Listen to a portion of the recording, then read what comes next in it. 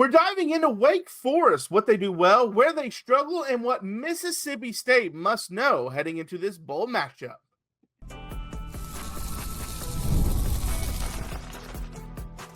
You are Locked On Mississippi State, your daily podcast on the Mississippi State Bulldogs, part of the Locked On Podcast Network, your team every day.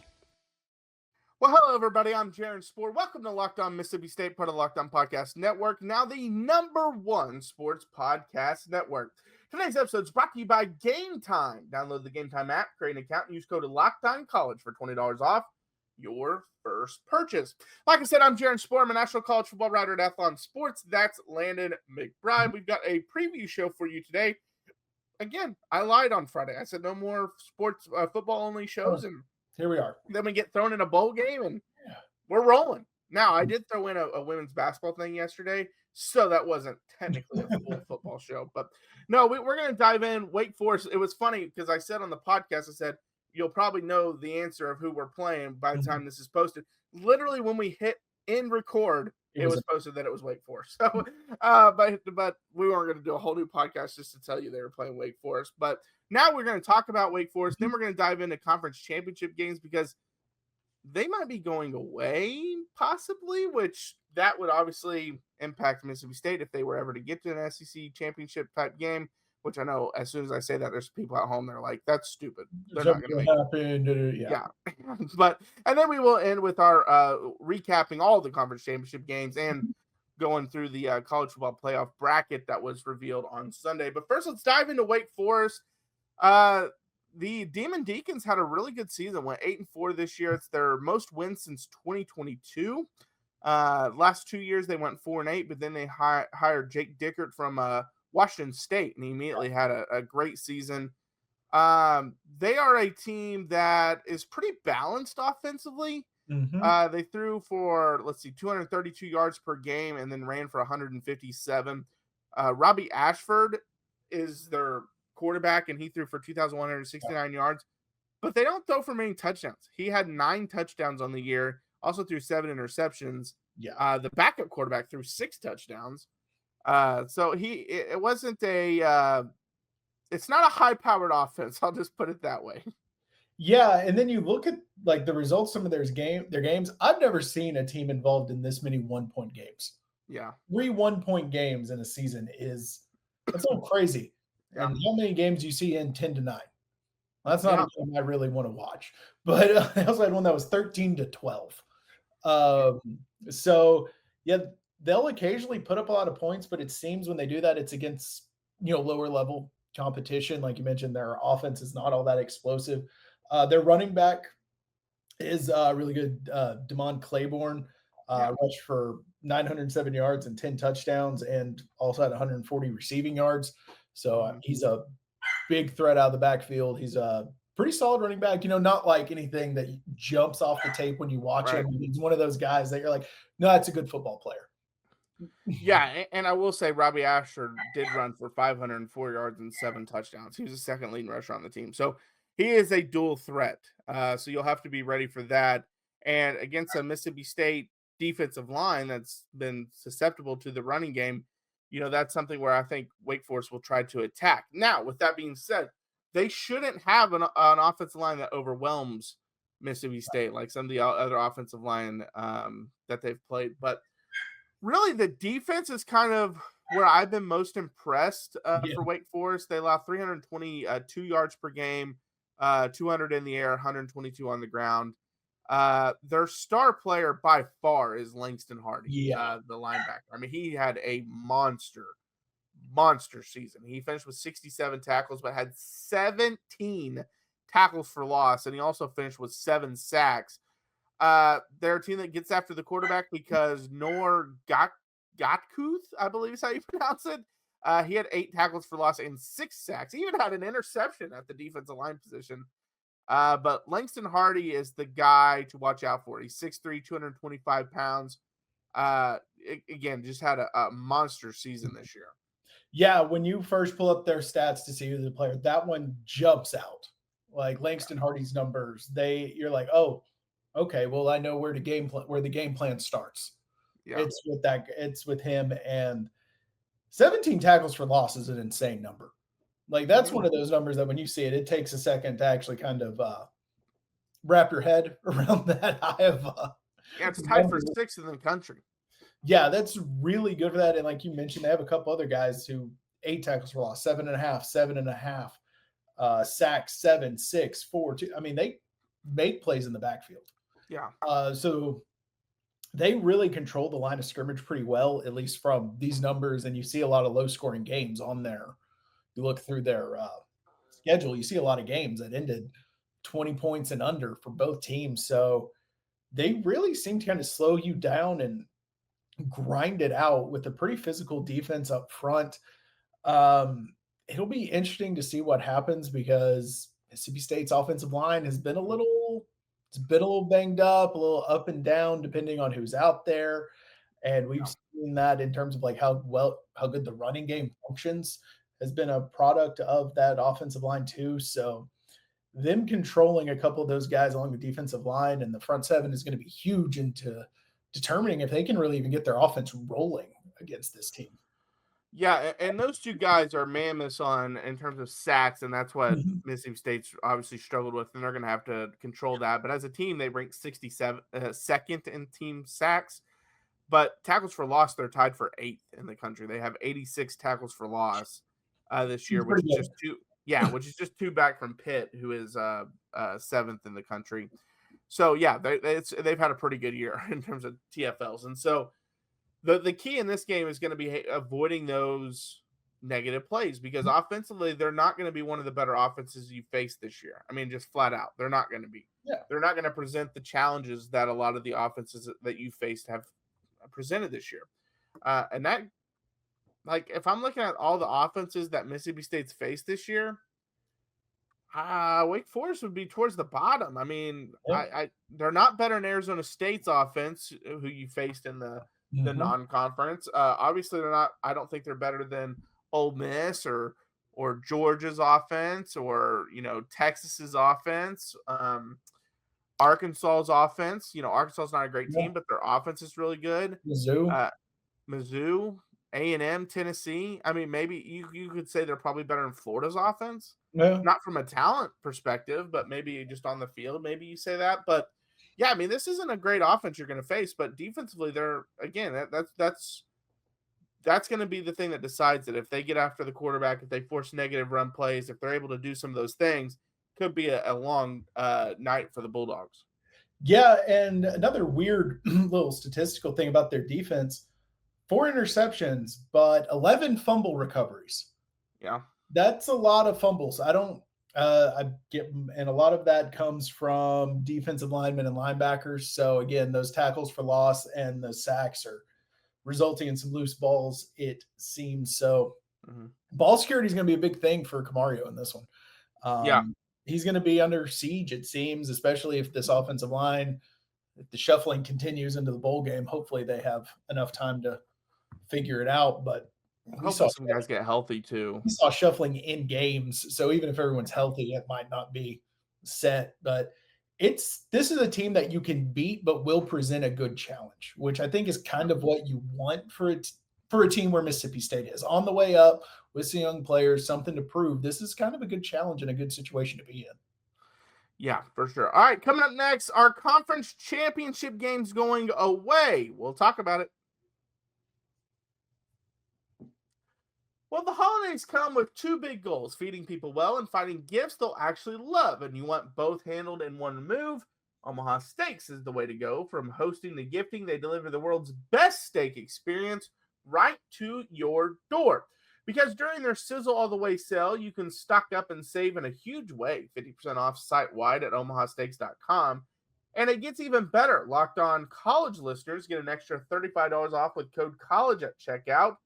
But who would you send those Omaha gifts to? Well, I've sent them before as a gift before, and the reaction is always the same. This is the best gift ever. My favorite thing, I love how easy it is to gift. Shows up frozen, packed beautifully, ready to cook. Steaks are perfectly aged and insanely tender. It's restaurant level at home.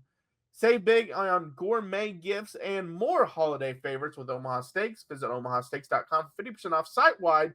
during their Sizzle All the Way sale. And for an extra $35 off, use promo code COLLEGE at checkout. Terms apply. See site for details. That's omahasteaks.com, code COLLEGE. All right, well, thanks for making Locked On Mississippi State your first listener of the day, and thank you for making Locked On the #1 sports podcast network. Real quick, you already live your team every day. Now take it up a level and go ad-free. Join the Everydayer Club today and get Locked On Mississippi State with no interruptions, members only, Discord access, and more, all for just $5 a month or $50 a year. Go to lockedonmississippistate.supercast.com or check the link in the show notes to learn more. Yes, definitely check that out. It's a very cool thing.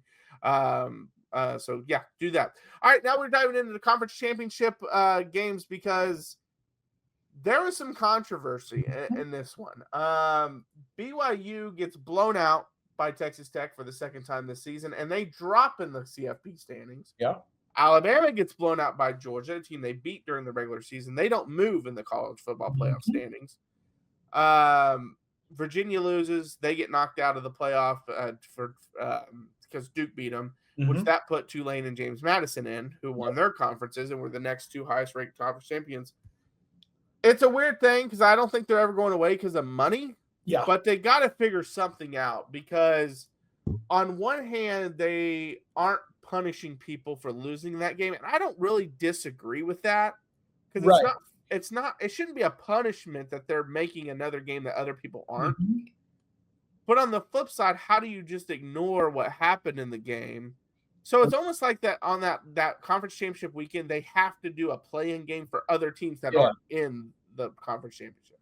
Yeah, and how do you ignore it for some teams and apparently not ignore it for others? That's which I did. I read an article today. It was like conspiracy theories coming out of this college football playoff. And my favorite one was that they kept Alabama in it because ESPN paid so much money for the SEC championship game that if they had to say that didn't matter, that they were going to get punished, teams would quit trying to play in it. And so they would technically the #1 seed in the conference was Alabama. Yeah. So for them to be left out would have been insane. Now, it's a weird thing because the reason why I look at those two differently is because BYU got blown out by Tech both times. And so I understood them dropping and they only dropped one spot. Right. And so I understood that. Whereas Bama at least beat Georgia at Georgia and then turned around and lost to them in the conference championship game. The thing that I struggle with, though, and I saw this coming then, and I sent a message out to some of my friends. Alabama, the last rankings, not before the conference championship, they jumped Notre Dame. Notre Dame fell from 9 to 10. They jumped Notre Dame despite beating a bad Auburn team by 7. And Notre Dame beat Pitt. Or no, it wasn't Pitt. It was Syracuse. They just blew them out. They blew them out. Whoever it was, they blew them out. And yet Notre Dame dropped behind Alabama. Right then, my thought was Notre Dame's going to get left out.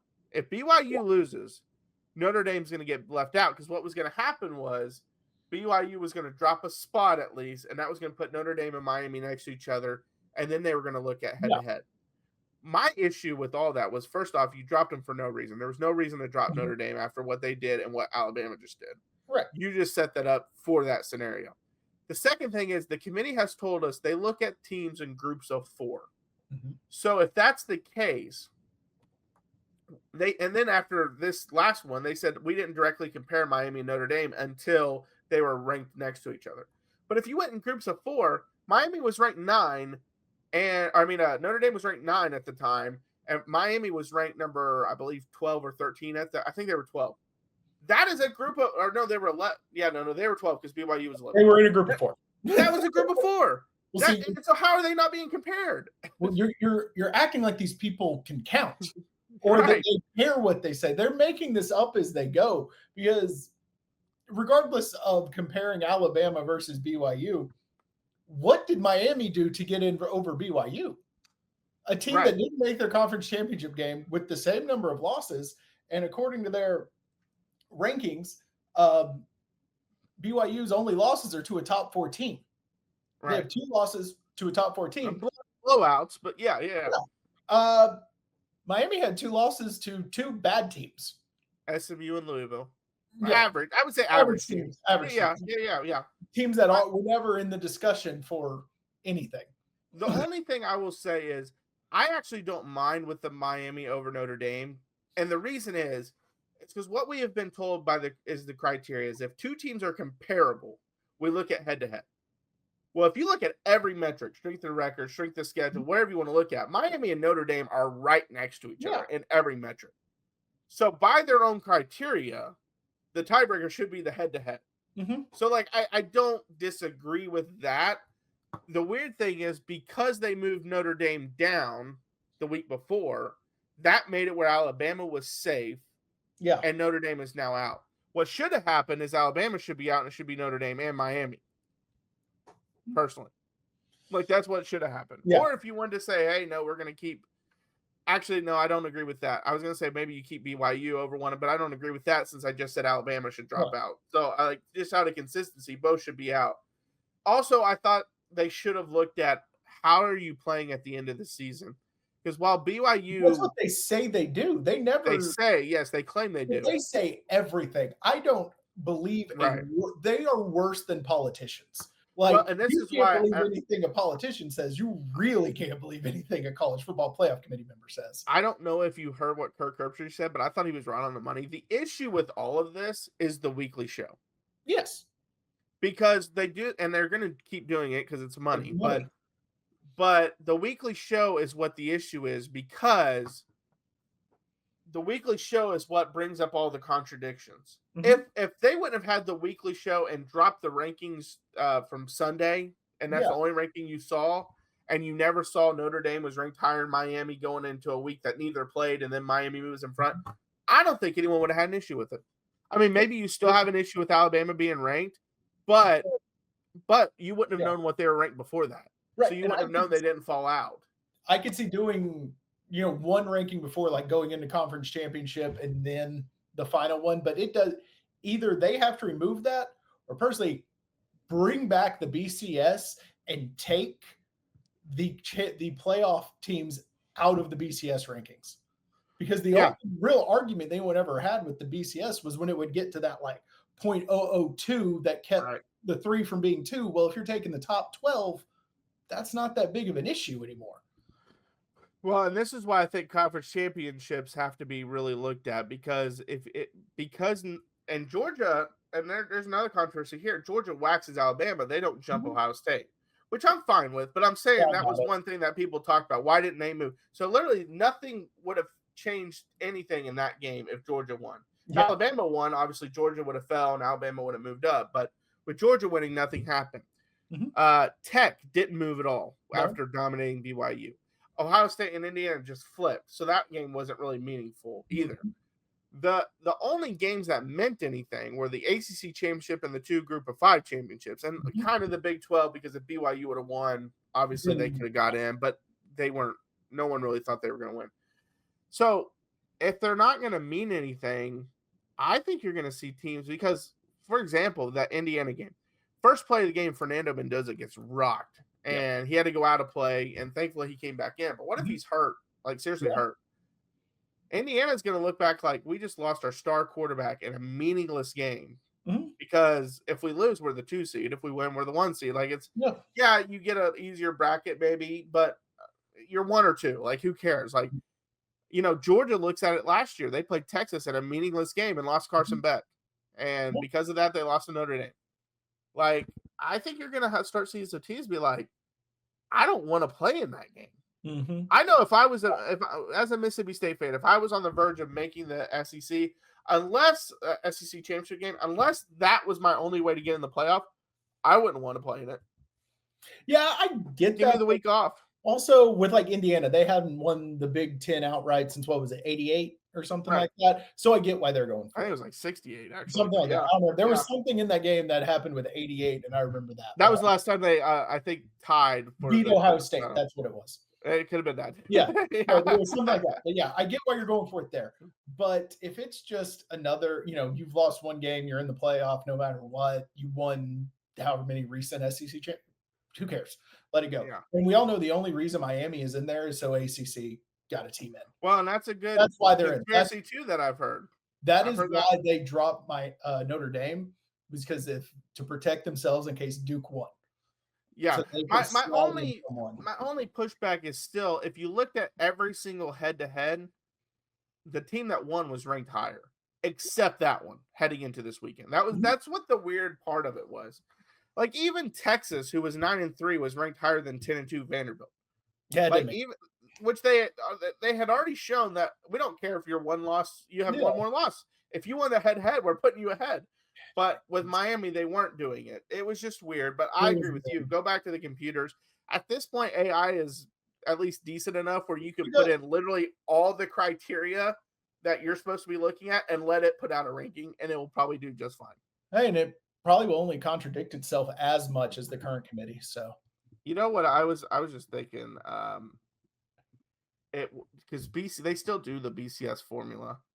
So here's what the BCS top 12 would have been: Indiana, Ohio State, Georgia, Texas Tech, Oregon, like Ole Miss, those 6, 7, A&M, and Oklahoma. That's your top 8, and that was everyone's top 8. Like, no one was really going to change that. But then they went Notre Dame at 9, but they went Alabama at 10, with Miami and BYU at 11 and 12. So they would have both been left out for, let's see if they had Tulane and James Madison. Yeah. So they didn't have Duke up there. But yeah, so Tulane and James Madison would have still been in over BYU and Miami, but they had Notre Dame and Alabama in it. And they had Alabama at 10, falling to 10. So they would have had to go to College Station. So would have been a little different. But all right, coming up next, we will recap all the stuff that happened this weekend, the conference championship games, and also the college football playoff standings. So don't go anywhere. The World Cup is coming back to North America for the first time since 1994, and with 48 teams for the first time ever, it's going to be massive. Let's be honest, getting tickets is usually the hardest part, and that's why the Game Time app is clutch, finally giving fans a real advantage when it comes to snagging seats. With Game Time, you can track price drops in real time, get alerts when great seats open, and buy tickets the moment they hit the app. It puts the power back in your hands and makes going to the World Cup realistic instead of impossible. You can pull up that app, and the layout, such a simple layout. You can just scroll through those matchups and compare the seat views, which is my favorite part, is that you can see the seat view. You don't have to wonder what your seat is going to look like, what that view is. You know when you get there. And all the prices include the fees up front, which is great because there's no last-second surprises at checkout. So take the guesswork out of buying World Cup tickets and every match, concert, or event with Game Time. Download the Game Time app, create an account, and use code LOCKEDONCollege for $20 off your first purchase. Terms apply. And again, download the app, make an account, and use code LOCKEDONCollege for $20 off. Swipe, tap, ticket, go, Game Time. All right. Well, thanks for making Locked On Mississippi State your first listen every single day, part of Locked On Podcast Network, your team every day. All right. So let's dive into the conference championships overall. Tulane, like we mentioned, knocked off North Texas 34-21. Thought that would be a lot more competitive than it was. I mean, North Texas did lose the star running back right off the bat. Right. And that hurt him. But Mestamaker, I believe, threw 3 interceptions. Still really bad. Yeah. He struggled in that one. Outside of that, I thought the conference championship games on Saturday, for the most part, were pretty good. Obviously, we talked about the Tech and BYU blowout, Georgia-Alabama blowout. Indiana Ohio State was a lot of fun. It was great. Duke and Virginia was a lot of fun. And those two were going on at the same time, which was kind of annoying. You gave me all the blowouts during the day and then the 2 good games at the same time. But no, the Duke game was a lot of fun just because you saw like how much Duke wanted it. And it was I really enjoyed the repeated cutaways to 2 James Madison fans in the stands that they just kept doing in overtime, just those 2 guys hanging out, which I believe Duke over Virginia was my upset last week. So finishing the year on a hot note. It was. Yeah. What was yours? I can't remember what mine was now. I think I had UNLV over Boise, maybe. I think so. But they didn't go well. Yeah, they got blown out. They got destroyed. It did not go well. But no, Indiana made a big statement in that one. That That defense was looked good. it looked really good. Ohio State's defense looked good, and the weird thing is, I'm watching that game and I'm like, man, just from a physicality and talent perspective, Indiana doesn't really look like they belong. But Ohio State just could not separate from them, and that's props to Indiana and props to Kurt Signetti. And now, they got it rolling. And right now they'll play the winner of Oklahoma and Alabama, and then if they win that game, they'll play the winner of Texas Tech and probably Oregon. So they got a path to the college football national championship. So, props to them. They're having a heck of a year. Other than what we talked about with Alabama, any issue with the playoff rankings? Not really. I mean, not out of anything that came from Saturday. I mean, my issue is Miami getting in, really, but I get why you put them in over Notre Dame, but it just doesn't feel right when you have these teams that make it to the conference championship get dropped out or something, and the guys sitting at home are rewarded for not making it. Just seems a little off. So it really makes you wonder what would have happened if Virginia had won. Yeah. I mean, I would assume that means James Madison's out. Yeah, but is Miami one of the at-large teams, or? I think because of how they set it up the week before, as long as BYU lost, Miami was jumping Notre Dame. Yeah. Again, I think it's crappy how they set it up, but I just think that's what they did it. But all right, thanks for tuning in today to Locked On Mississippi State. On tomorrow's episode, we're going to dive into the Zach Arnett hire even more. We're going to tell you why it was a good hire, maybe some concerns that we have as well. We didn't get into it much today, but Chad Bumphis, the wide receiver coach, was let go. We'll talk about that a little bit tomorrow as well, because that was kind of a shocker for Mississippi State. Nowhere. Yeah, so make sure to subscribe and follow Locked On Mississippi State so you get all the latest episodes. Did Locked On Mississippi State make your Spotify Wrapped? We'll prove it on social media to secure a free month of our brand new Everydayers Club. Just tag our National Locked On Podcast Network account on any social platform, and we'll drop you a code. Be one of the first to join the Everydayer Club to get your favorite show ad-free and exclusive access to the members-only Discord channel. For those of you on video, we send you to the first ever 24/7 National Locked On Podcast Network YouTube channel. On audio, make sure you make your second listen Locked On College Football. Also, make sure to follow us on Instagram, TikTok, Twitter, and YouTube. Locked On Mississippi State. We post daily videos there Monday through Friday. Check out my work over at Athlon Sports. And until next time, Hail State. Hail State.